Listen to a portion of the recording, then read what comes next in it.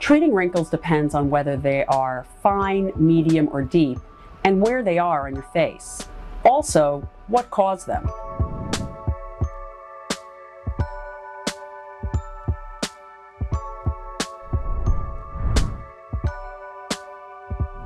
If you have wrinkles that are caused by lines of movement or the muscles pushing them in, then you want to start with a botulinum toxin.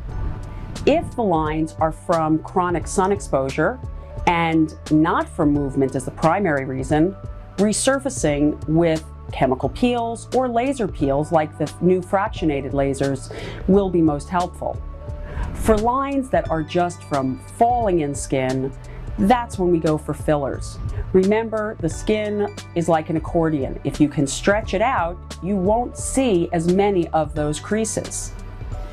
At home, you can help these lines and wrinkles from forming or help some of the fine ones to go away faster by using a good topical regimen, including gentle cleansers, regular moisturizing, a topical agent with a retinoid or an alpha hydroxy acid in it for cell turnover and to help the collagen, and other collagen stimulators like peptides and growth factors. Using antioxidants topically will cut down on the damage you get, along with routine vigilant sun protection.